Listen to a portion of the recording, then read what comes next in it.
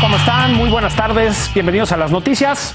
Son las 7, da inicio, como es ya habitual, la conferencia diaria sobre la situación del COVID-19 en México. La conferencia de todos los días, vamos a escuchar cuál es el estatus oficial de las cosas en México y también en el mundo. Muy buenas noches. Los dejo con ella.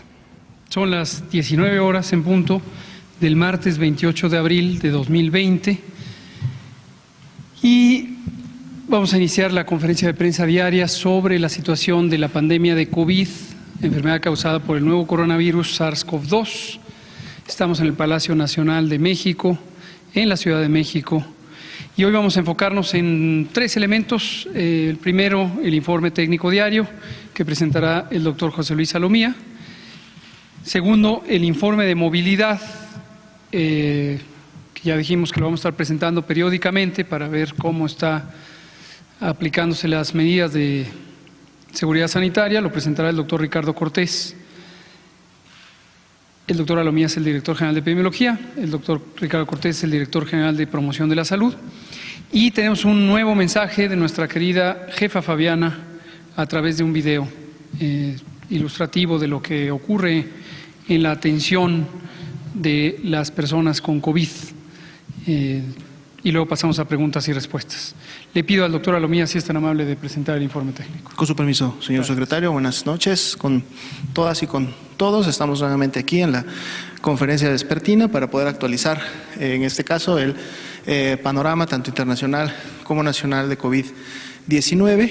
Estamos en el día 37 de nuestra Jornada Nacional de Sana Distancia, en la cual, como ya conocemos todos, pero nunca está de más volverlo a recalcar, invitamos a toda la población que en este momento nos está escuchando y viendo a través de sus medios de comunicación y de las vías de comunicación oficiales del gobierno, a quedarse en casa. Y quedarse en casa sobre todo si formamos parte de un grupo de riesgo, si tenemos más de 60 años de edad, si tenemos o padecemos de hipertensión arterial, de diabetes, de sobrepeso o obesidad, así también como de alguna enfermedad que nos genere inmunodeficiencia, ya sea porque estamos en tratamiento o ya sea porque tenemos inmunodeficiencia adquirida como tal, o lógicamente tenemos el antecedente también de tabaquismo, de enfermedad pulmonar obstructiva crónica.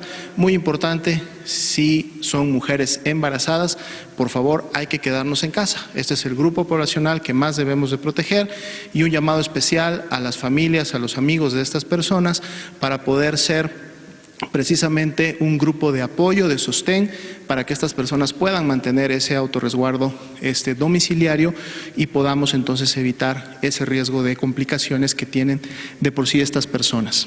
Estamos en las número 60, la conferencia vespertina del día de hoy, del 28 de abril. En la siguiente diapositiva, por favor, vamos a ver el panorama internacional de la pandemia. Otro punto porcentual menos, se sigue contrayendo la pandemia en el mundo, 38% ahora representan solo los casos en los últimos 14 días, y asimismo podemos continuar viendo cómo se hace cada vez más visible la diferencia que hay entre los casos que se confirman en los últimos 14 días en el continente europeo, así como los que se confirman en la región de las Américas. De hecho, en la región de Europa ya representa prácticamente el 40% solamente de los casos en los últimos 14 días, y las Américas, con los 535.172, se mantiene alrededor de un 48%, es prácticamente la mitad de todos los casos que se han confirmado en el mundo en los últimos 14 días, por lo tanto es donde la pandemia se mantiene todavía activa en función de estos casos. La tasa de letalidad global se ha mantenido durante los últimos días estable en el dato que venía también desde la última semana en 6.9%. Si pasamos a la siguiente diapositiva, vamos a ver la actualización de las cifras para México, 16.752 casos confirmados, que igualmente son los acumulados, es decir, todos los casos que han sucedido, todas las personas que han dado positivas a una prueba de laboratorio para SARS-CoV-2 2 representan ese total acumulado de 16.752, pero igualmente la epidemia activa en el territorio mexicano son estos 5.329 casos confirmados que en su momento iniciaron con signos y síntomas de la enfermedad solamente en los últimos 14 días, y esto viene a ser, ya decíamos, solo una tercera parte de ese gran acumulado de casos que hemos tenido. 11.220 casos sospechosos, esa cifra sí incrementó del día anterior, recordando que de aquí podremos tener más casos confirmados en un momento determinado. 1.569 lamentables defunciones que también han ocurrido a causa de la enfermedad.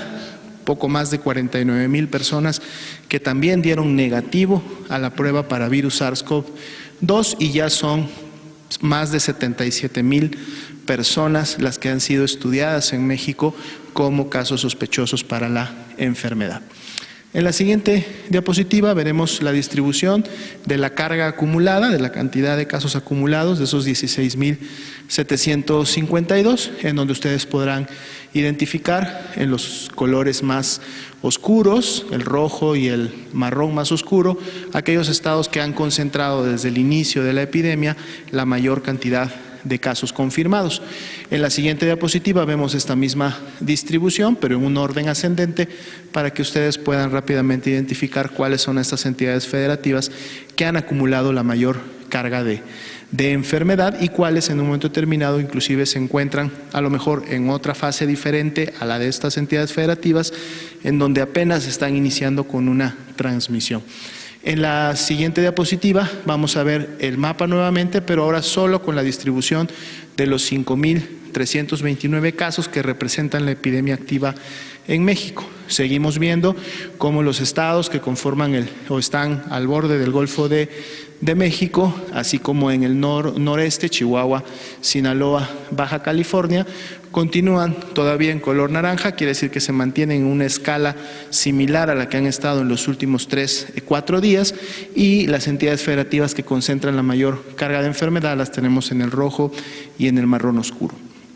En la siguiente vamos a ver esta misma distribución, igual por orden descendente, para que puedan ustedes ubicarlas rápidamente. Ciudad de México, el Estado de México, Tabasco y Sinaloa, y Baja California son las que tendrían la escala de color más alta, precisamente porque en todos estos casos han superado los 200 casos acumulados en los últimos 14 días, hablando de la epidemia activa.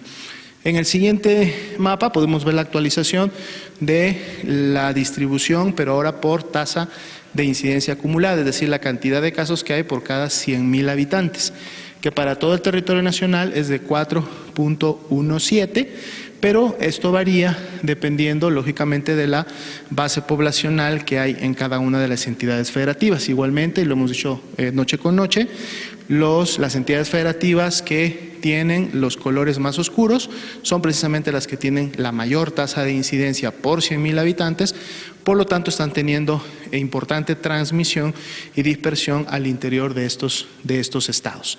En la siguiente diapositiva veremos esta misma distribución, igual y por orden descendente, para que ustedes puedan también rápidamente ubicar los estados. La siguiente, por favor. La distribución de las 1.569 lamentables defunciones que han ocurrido hasta el momento están graficadas por fecha de ocurrencia, es decir, la fecha en la que sucedió la defunción, y pueden ver en las columnas apiladas, aquellas que están en color naranja claro, son las que todavía tienen clasificación de sospechosas, es decir, que estamos esperando un resultado de laboratorio para saber si se confirman o no a la enfermedad, pero como hemos dicho también las colocamos para poder tener un poco la visualización del total de defunciones que están ocurriendo. Estamos aquí hablando de defunciones por IRAG, es decir, todas aquellas infecciones respiratorias agudas graves que tuvieron esa clasificación y que por lo tanto se convierten en casos sospechosos de COVID-19 y que lamentablemente fallecieron, están todas aquí integradas con la intención de poder ver un poco la tendencia que las defunciones están teniendo en el territorio mexicano. Así también en la siguiente diapositiva vamos a ver esta misma distribución, pero ahora por entidad federativa donde ocurrió la defunción y en donde también podemos ver en qué estados hay la posibilidad de que el número de defunciones se incremente o ya en este momento sea mayor en función de que estamos esperando un resultado confirmatorio de las mismas. En la siguiente diapositiva, por favor. Vemos nuestra curva epidémica de casos confirmados y sospechosos. Igual, comentamos, estamos poniendo ambos, no solamente los que ya están confirmados por laboratorio, sino también los que están esperando un resultado, para en su momento poder ver cómo se está comportando la tendencia de las infecciones respiratorias agudas leves y graves. Aquí sí están las dos, están las leves y las graves, y bueno, podemos ver claramente que la tendencia continúa incrementándose. Si recuerdan, el día de ayer precisamente presentamos cómo iba el porcentaje de positividad, y si recuerdan ya estaba en un 48%, por lo tanto la expectativa de que prácticamente la mitad de esos casos que están en color naranja claro, ¿sí?, se conviertan en casos confirmados, y eso entonces esté alimentando la curva de casos que están en color rojo, ¿verdad? La siguiente diapositiva, por favor. Vemos nuestra curva acumulada de casos confirmados con los 16.752.